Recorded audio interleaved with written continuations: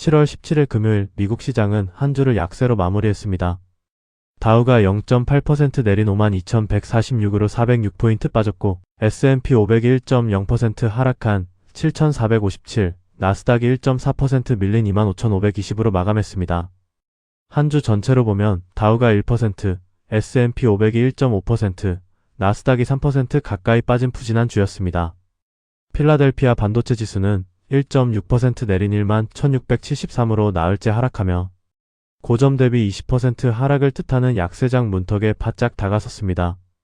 변동성 지수 VIX는 12% 오른 18.77로 공포가 한 단계 더 올라섰습니다. 이번 주 진짜 주인공은 유가였습니다. 금요일 하루에만 4% 오른 유가는 한 주 동안 15% 급등해 지난 3월 이후 가장 큰 주간 상승폭을 기록했는데 이라크와 시리아가 호르무즈 해협을 대체할 송유관을 재건하기로 합의했다는 소식이 겹쳤습니다. 여기에 6월 수입 물가가 예상과 달리 올랐는데 관세 비용이 경제로 스며들기 시작한 데다 인공지능 투자로 컴퓨터와 반도체 가격이 오른 것이 배경으로 중국산 수입 가격은 2008년 이후 가장 높은 수준까지 올랐습니다. 트럼프 대통령은 3불 연기를 이유로 캐나다의 관세를 물리겠다고 위협했습니다. 주택 구입 여력은 5달째 나빠져 중간 가격 주택을 사려면 필요한 소득이 1년 새 15,000달러 넘게 늘었습니다. 다음 주에는 테슬라와 알파벳, 인텔 실적이 대기 중입니다. 개별주에서는 실적에 따라 종목별로 크게 갈렸습니다. 넷플릭스는 2분기 실적이 2분기 연속 성장 둔화를 보이며 7% 넘게 빠졌는데 다만 지난해 40% 넘게 하락한 상태에서 이미 눈높이가 크게 낮아진 만큼 이번 하락은 과도하다는 시각도 나왔습니다. 보험사 트래블러스는 큰 폭의 실적 개선으로 9% 급등해 다우 종목 중 가장 많이 올랐고 반대로 코카콜라가 4% 빠지며 다우를 가장 크게 끌어내렸습니다. 눈에 띈 것은 애플이었습니다. 애플이 엔비디아를 제치고 다시 시가총액 1위 자리를 되찾았는데 인공지능과 메모리를 둘러싼 변동성이 커지는 국면에서 상대적으로 안전한 종목으로 자금이 몰린 결과였습니다.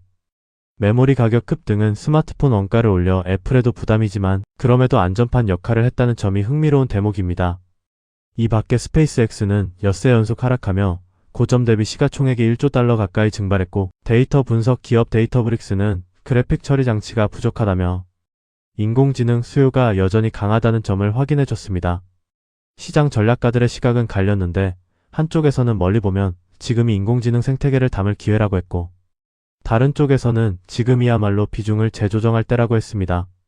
오늘 배운 점은 같은 하락도 얼마나 멀리서 보느냐에 따라 위기가 되기도 기회가 되기도 한다는 것입니다.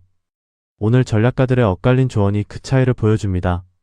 화면을 가까이 당겨 이번 주 하나만 보면 반도체는 나흘째 무너지고 나스닥은 3% 빠진 위기입니다. 그런데 화면을 뒤로 당겨 몇 년 단위로 보면 인공지능 투자는 여전히 늘고 있고 오늘도 어떤 기업은 그래픽 처리 장치가 부족하다고 했으니 같은 하락이 기회로 보입니다. 문제는 어느 쪽이 맞느냐가 아니라 멀리 보는 관점은 가까이서 오는 고통을 버텨낼 수 있는 사람에게만 기회가 된다는 점입니다.